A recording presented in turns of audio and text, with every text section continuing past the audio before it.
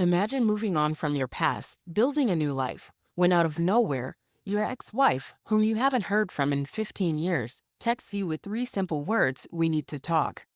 What could she possibly want after all this time? Is it an apology or something much more unexpected? Stay with me to find out what happened when I finally picked up the phone. It had been 15 years since I last heard from her. 15 years of silence, of moving on, of building a life without her. My ex-wife Sarah and I had parted ways after a tumultuous relationship that ended with bitterness and regret. I thought I had buried all of it, the memories, the pain, the unanswered questions. But then, one evening, as I scrolled through my messages, I saw it, a text from Sarah. "We need to talk." My heart skipped a beat. The message was simple, but it carried so much weight. I hadn't seen or heard from her in years. Why now?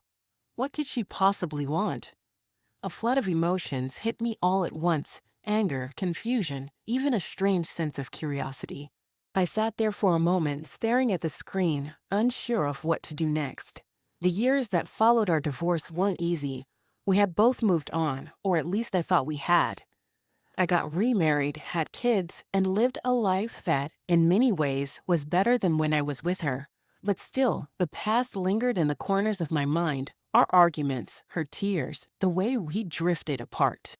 I could never quite erase the hurt, even as time went by. Sarah had been my first real love. Our relationship had been full of passion, but also constant turmoil. We were two different people, and that became more apparent the longer we stayed together. We fought about everything: money, trust, and mostly our future. In the end, it was the small things that pushed us over the edge.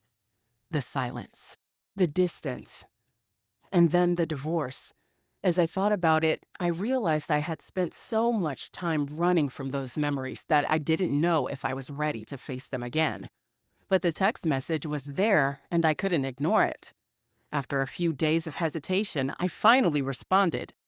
"Okay, we can talk. What's this about?" I tried to keep my emotions in check, but the words felt cold as they left my fingers. I wasn't sure if I was ready to reopen that chapter, but curiosity pushed me to see what she wanted. Her reply came quickly. "I'll call you tomorrow." The next day, the phone rang. It was her. The sound of her voice on the other end caught me off guard. It was as if no time had passed at all. "I've been thinking about you a lot," Sarah said, her voice trembling. "I know it's been a long time, but I need to apologize for everything." I sat there, stunned. Apologize? After all these years? I didn't know what to say. I had spent so many years moving forward, building a life that didn't include her. But hearing her voice, hearing the sincerity in it, made me feel like I was back in that moment, the one where we ended everything. "I've carried a lot of guilt," she continued. "I hurt you, and I didn't realize how much until it was too late. I wanted to reach out earlier, but I couldn't. I thought it would be better to leave the past behind, but I can't, not anymore." Her words felt like a weight being lifted off her chest, and as much as I wanted to hold on to the anger, the hurt, it slowly began to fade. The truth was, I never got closure. We never had that final conversation. By the end of our conversation, I was in a place I hadn't expected to be. I wasn't angry. I wasn't bitter. I was just calm. There was no rush to dive back into the past. We both had our own lives now. But what we had was a chance, maybe not to rekindle anything, but to heal.